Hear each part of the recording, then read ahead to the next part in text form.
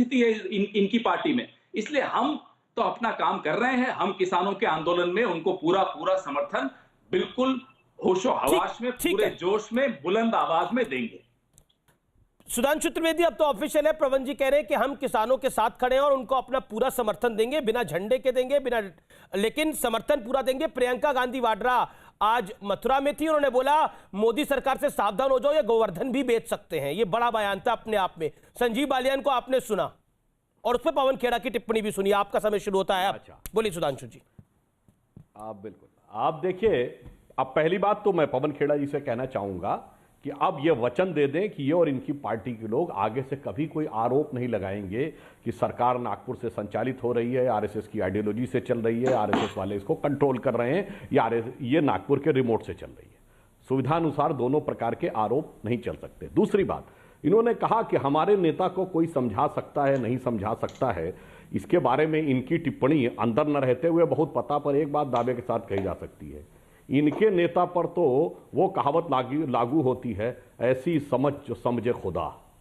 यानी वो तो इतने समझदार हैं, या तो खुदा यानी खुद ही समझा सकते हैं या खुदा ही समझा सकता है। उनको तो शायद खुदा भी नहीं समझा सकता, जैसी उन्होंने शानदार समझ पिछले कुछ समय में दिखाई है। अब आई बात गोवर्धन की। देखिए, अभी संजीव बालियान जी बोल रहे थे, तो मुलायम सिंह यादव जी वही तो है ना जिन्होंने चौधरी अजीत सिंह को सीएम नहीं बनने दिया था 1990 में।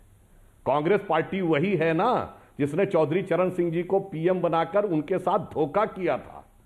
और तो और ये आप देखिए, ये दोनों लोगों का धोखे का इतिहास पुराना है। अब प्रियंका जी ने कहा कि गोवर्धन न बेच दें, तो मैं ये याद दिलाना चाहता हूं, गोवर्धन से एक बात आती है, आप कितना छोटा किसी को सिद्ध करने की कोशिश करें, कितनी छोटी चीज से तुलना करें, महिमा नहीं बदलती है। एक दोहा है कि जे बड़ेन को लघु कहें, नहीं बड़ेन घटिजात, गिरधर मुरलीधर कहें, महिमा बदलत ना है। यानी भगवान कृष्ण को आप ये कहें कि वो गोवर्धन उठाने वाले गिरधर कहें या छोटी सी मुरली वाले मुरलीधर कहें, कोई फर्क नहीं पड़ता। तो आप जितने भी प्रकार के आरोप लगाना चाहें, उससे किसी प्रकार का कोई प्रभाव नहीं होता। और मैं एक और बात रोचक कह दूं, जनाब, अगर राकेश टिकैत उभर के नेता बन के राजनीति में आएंगे, तो ये कोई भी राजनीति का समझदार व्यक्ति समझ सकता है कि वो समस्या किसके लिए खड़ी करेंगे। बड़ा चौधरी कौन होगा, चौधरी अजीत सिंह या चौधरी राकेश टिकैत? क्योंकि ये मान लिया जाए कि वो तो भाजपा विरोधी मतों में बंटवारा करने के लिए आएंगे। हमारे साथ कौन है कौन नहीं है, संजीव बालियान ने कहा 2022 में शामिल हो जाएगा। और रहा जहां तक कांग्रेस की बात है, देखिए वो विगत 30 वर्षों से अपनी जमीन बचाने के लिए प्रयत्नशील है कि अपनी हैसियत बनाने के लिए, कि मुझे कुछ कहीं कोई उत्तर प्रदेश में हैसियत बनती दिखाई पड़े, तो ठीक है, उसके लिए वो प्रयास कर रहे हैं, उनके लिए उनका प्रयास करने का अधिकार है। पवन खेड़ा, देखिए दो चीजें हैं। भारतीय जनता पार्टी लगातार कहती रही ये आंदोलन पंजाब और हरियाणा के कुछ भाग तक सीमित है। पंजाब में बीजेपी का सुपड़ा साफ हो गया। हालांकि बहुत स्ट्रांग पार्टी नहीं थी, लेकिन जहां जहां पहले थी वहां भी हार गई। कांग्रेस की एक बड़ी जीत हुई। गुजरात के अंदर बीजेपी ने आज एक बड़ी जीत दर्ज करी। बीजेपी बार बार एक ही लाइन लेती है कि पंजाब से का आंदोलन है, हरियाणा के कुछ इलाकों तक सीमित है। लेकिन क्या आपको लगता है अब जिस तरह से कांग्रेस पार्टी की पश्चिमी उत्तर प्रदेश पे ध्यान कांग्रेस पार्टी का बड़ा है, आप लोग इसको पॉलिटिकली कैश करना चाह रहे हैं? अमीश देवगन जी, आपने पंजाब के स्थानीय निकायों के चुनावों का जिक्र किया, गुजरात का किया, मेरे राज्य को भूल गए, राजस्थान। वो क्या दिखाता है?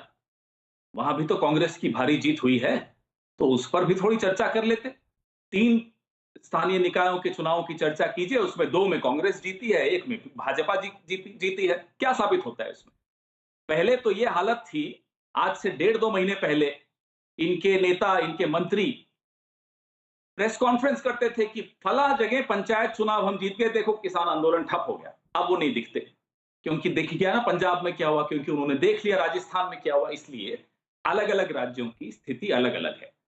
पंजाब का शहरी इलाका भी कृषि कानूनों के ऊपर अपनी निर्भरता उनकी कृषि पर है, कृषि व्यापार पर है, तो वो अच्छी तरह समझते हुए उन्होंने भारतीय जनता पार्टी को शिकस्त दी। गुजरात का शहरी वोटर का निर्भरता कृषि पर इतनी नहीं है, तो इन काले कानूनों का प्रभाव वहां के मत पर नहीं पड़ता।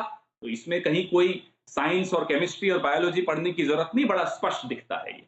अब आप बताइए कि सुधांशु जी पूरा इतिहास बताते रहते हैं कि चौधरी चरण सिंह जी के साथ ये हुआ, फला के साथ ये हुआ, बैठे बैठे कृष्ण भगवान के साथ नरेंद्र मोदी जी की तुलना करते हैं। अरे साहब, भगवानों को तो बख्श दीजिए, आपके लिए भगवान होंगे मोदी जी, आपको मुबारक हो आपके भगवान।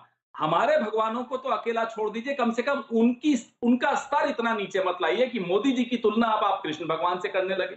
मोदी जी एक इंसान है और अच्छा इंसान बनना चाहिए सबको, उम्मीद करता हूं और अच्छे इंसान बनेंगे, लेकिन भगवान तो कतई नहीं है, इसलिए कम से कम ऐसी तुलनाएं मत कीजिए। राहुल गांधी के ज्ञान की बात कर रहे हैं।